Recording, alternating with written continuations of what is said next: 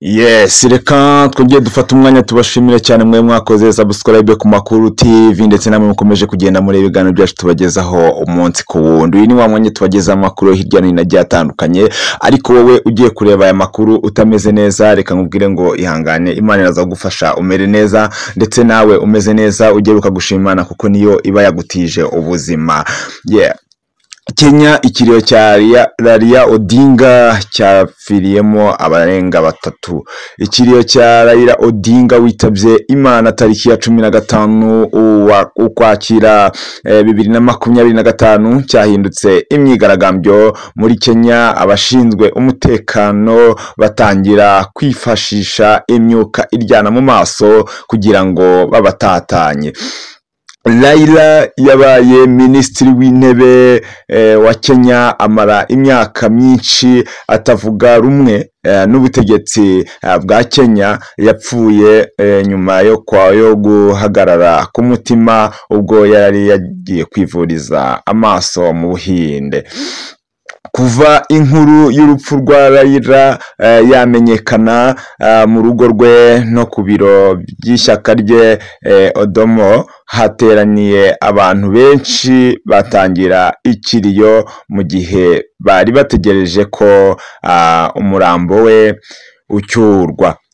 Mu gitondo cyo kuri uyu wa 15 ukwakira, indege ya Kenya Airways yagejeje umurambo wa Raila i Nairobi ku kibuga cy'indege cyitiriwe Jomo Kenyatta.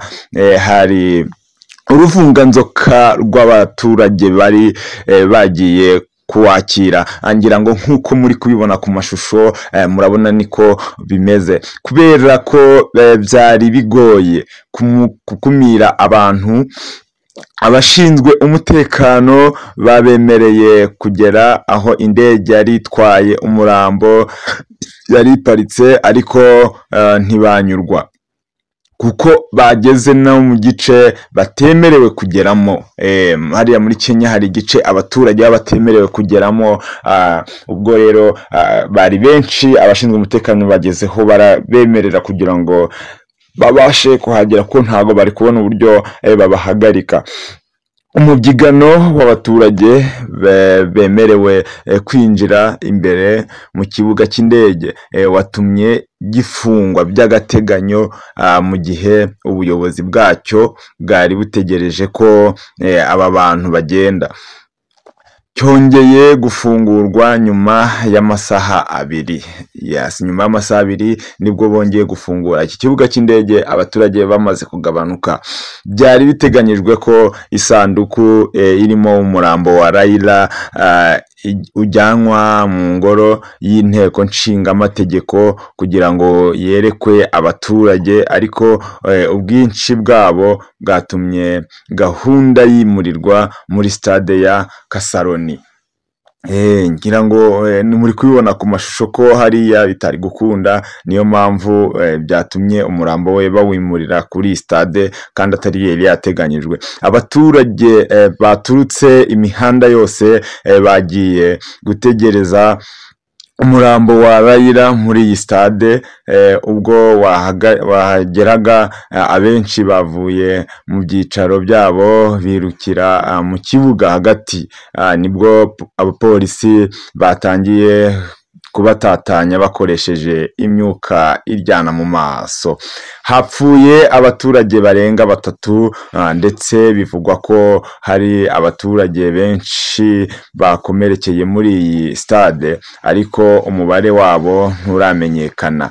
Perezida wa Kenya William Samuel Ruto yatangaje ikiriyo cy'iminsi 7 ku rwego rw'igihugu kugira ngo abanyakenya babone igihe gihagije cyo kuzirikana ubuzima bwa Raila.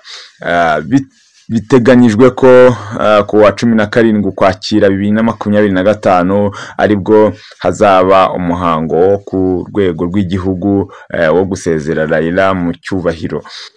Uzabera muri stade ya Nyayo iherereye i Nairobi. Biteganyijwe ko kandi Raila azashyingurwa mu isambu ye iherereye mu gace ka Bondo mu karere ka Siaya kuwa 17 Ukwakira. Ngira ngo nkuko mubibona Raila yafatwaga nk'intwari y'igihugu ndetse umuntu wakoze cyane kugira ngo yitangire igihugu cye. Niyo mpamvu mubona ko abaturage babuze intwari ari muri Kenya.